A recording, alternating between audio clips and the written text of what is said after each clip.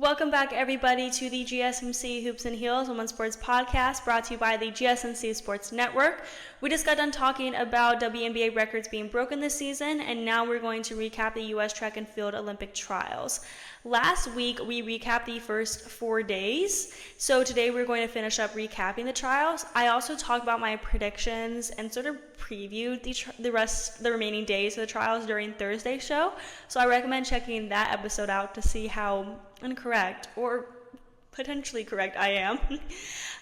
The trials took place in Eugene, Oregon from the 21st to the 30th, so it ended this Sunday. Tuesday and Wednesday were the athletes' rest days, so there was no events those days, and then I'm so sorry if you can hear my dog, and then everything resumed on Thursday. As a reminder, the top 3 in each event qualify for the Olympic Games, so let's just get into it. Let's start by recapping Thursday. Okay, so the women's discus finals were on Thursdays. Valarie Allman low-key dominated this competition. Not even low-key, like she just did. She just dominated. She ended in first place at 70.73 meters. She was just way farther ahead than everyone else. And second was Jaden Ulrich from the University of Louisville at 62.63 meters. As you can see, the first and second place scores have a huge gap, which is insane how high ahead Allman was compared to everyone else. And third was Veronica Fraley from Vanderbilt University. I'm really happy to see that there were 2 student athletes in this event going, and I feel like these end results make very much sense and were very much predictable. Also on Thursday was the women's 3,000 meter steeplechase finals. There we go. I was trying to change the slide here. So Valerie Constien finished in first, which was very much expected. She finished with a time at 9 minutes, 3.22 seconds. Courtney Wayment, who I also was expecting to finish in the top 3, was in second at 9 minutes, 6.50 seconds. Marissa Howard finished in third at 9 minutes, 7.14 seconds. This isn't shocking, but I definitely am shocked that third place wasn't Gabby Jennings, Kaylee Mitchell, or Olivia Markusich.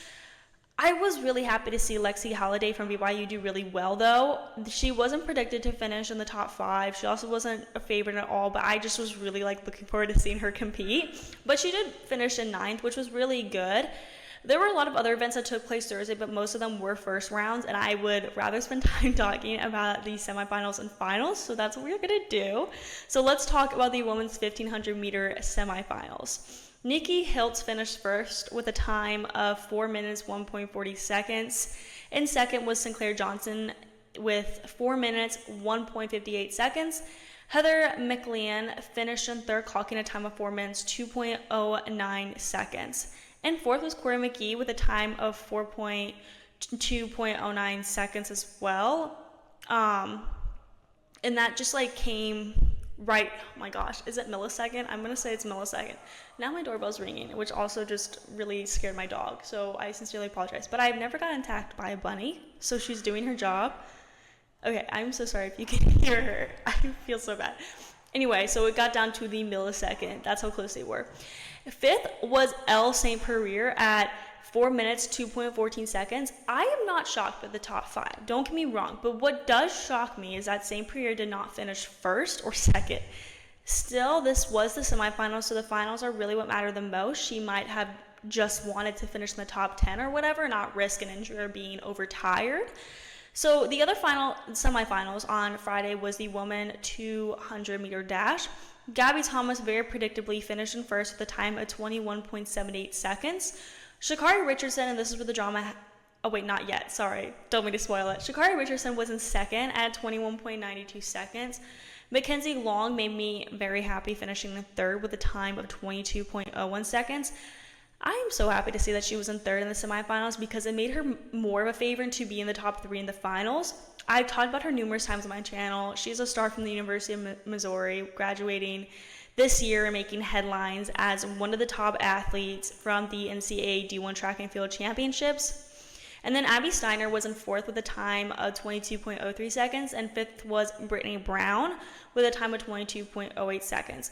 Other notable people in this race were Tamari Davis, who got 6th overall, and Jada Mays from the University of Oregon at 9th overall. More interesting events happened on Saturday, to be honest, as there was just more finals. First finals was the women's 20K race walk. To be very honest, I only recently started watching this event and becoming super interested in it. So I was not very confident making predictions, but I did have some top 4 people, and those people were Robin Stevens, Miranda Melville, Stephanie Cassie, and Katie Burnett. I was right with Stevens and Melville. Stevens finished in 33rd in the Tokyo Olympics, and she finished in first on Saturday at 1 hour, 37 minutes, and 38 seconds. Miranda Melville was in second at 1 hour, 39 minutes, and 38 seconds. Isn't that weird how they're like exactly 2 minutes apart? That's so crazy.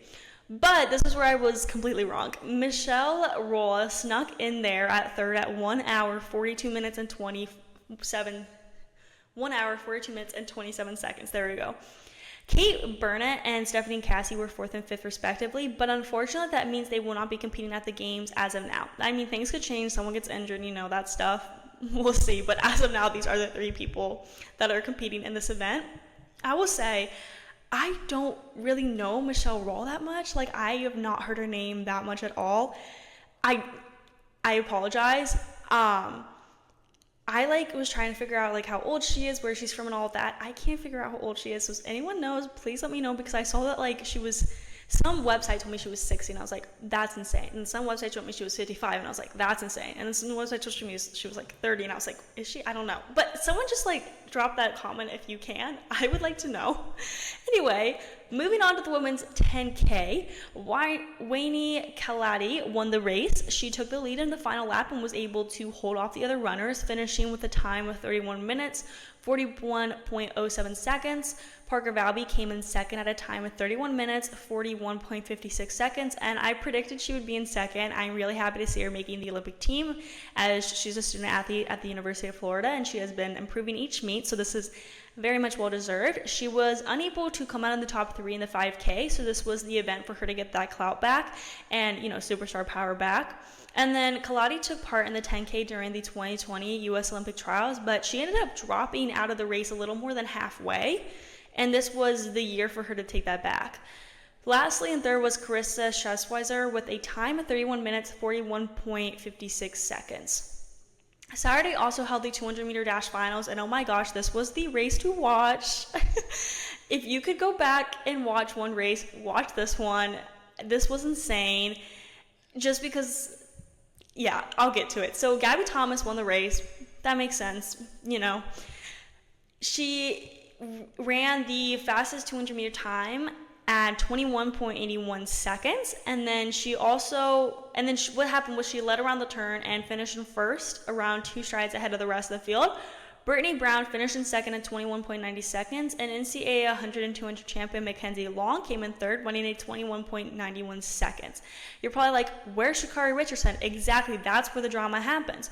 Sha'Carri Richardson, who won the 100 at the trials, came in fourth. I was sad to see that she didn't make the top 3, because I would have loved to see the lineup be Thomas, Richardson, and Long. But Richardson will be competing in the 100-meter dash, and also I'm really happy that Brown made the cut. Sometimes the issues with the trials is there are so many people I want to see qualify in one event, but that's just not possible. I wish I could take 4 people in this event, but they just can't do that. I definitely will say I would have thought that Mackenzie Long would have beat Brittany Brown. I don't know why. I just was feeling that vibe. But still, this makes sense. The first, second, and third place here. It just is so shocking to me that Sha'Carri Richardson is not competing in this event when she was very much predicted to compete in this event at the Games. Still, remember, she is competing in the 100-meter at the Games, so it's not like she's not going to the Olympics. Okay, so we have to talk about the women's shot put on Saturday. Chase Jackson won the shot put title with a season best throw of 65 feet, 11.5 inches. Her best throw came in the 4th round of the competition. She's a 2-time world champion, so this was very much expected.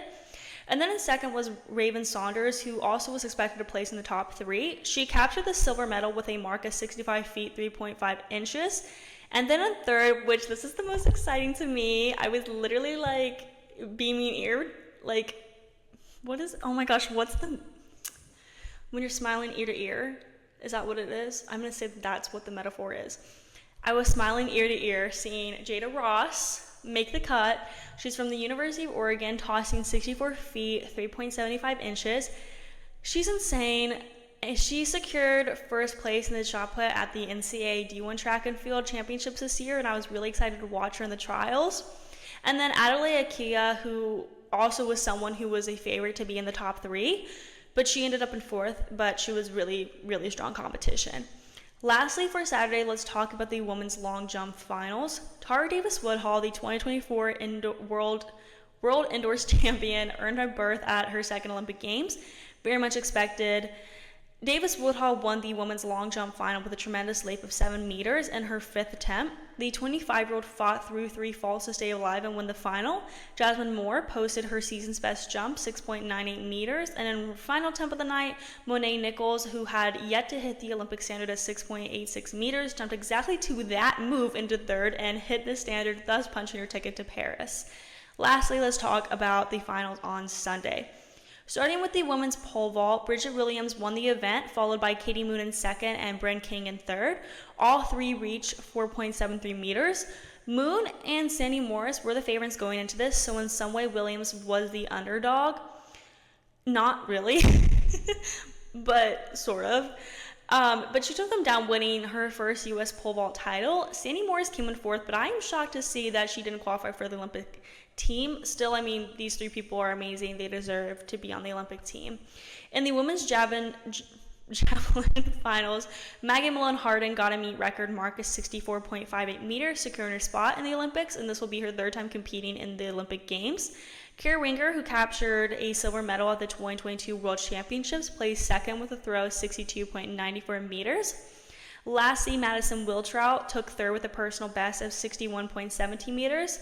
2023 U.S. national champion Madeline Harris also competed, and she ended up in 5th place, but I really thought she would be in 3rd. But, I mean, she still did phenomenal. I don't know. Just sometimes with field events, it's hard to predict. But, like, oh my gosh. It's just, like, I'm pretty shocked to not see some people at the games. And tomorrow I'm planning on talking about in our episode about who are all the people that have qualified for the games, and like just looking at a list of them and seeing like, okay, this is great that all of them are here, but looking at a list of people, you're like, oh, I thought they were going to be there, and it's like they're not. They didn't qualify. It's like insane. I don't know. Sometimes you need to like look at a list of like who did and who didn't qualify. Anyway, so moving on to the hurdles, one of my favorite events. In the 100-meter hurdles, there was a couple of upsets. And I hate using that word because it's not truly like an upset when you have other people who made a huge accomplishment, and I'm sure the people that ended up losing or having disappointments are still happy for the people that won, things like that. But anyway, Mazai Russell, Alicia Johnson, and Grace Stark will represent Team USA in this event. Russell ran a new world lead and set a meet record in 12.25 seconds, with Johnson qualifying in her first world team in 12.31 seconds, and Grace Stark finishing 3rd in a personal best 12.31 seconds.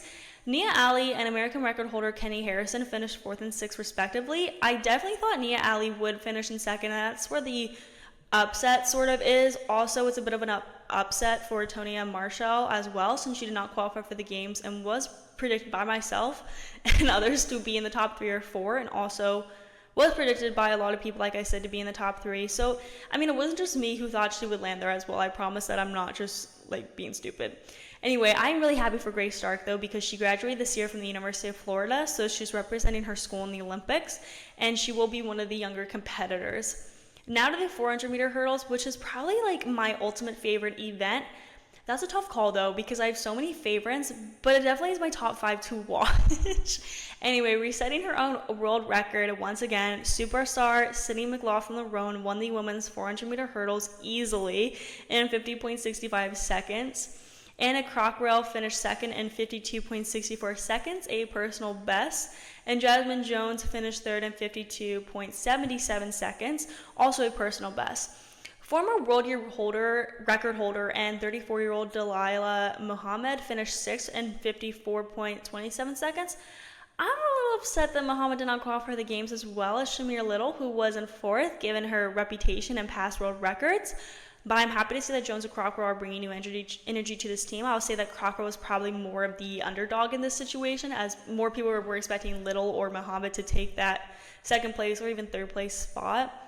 So lastly, on Sunday, finishing up the trials, let's talk about the 1,500-meter finals. Running the 1500 meter finals in 3 minutes 55.33 seconds was Nikki Hiltz, who won and set a new meet record in the process. Emily McKay finished second in 3 minutes 55.90 seconds, and Elle St. Pierre finished third in 3 minutes 55.99 seconds, both personal best.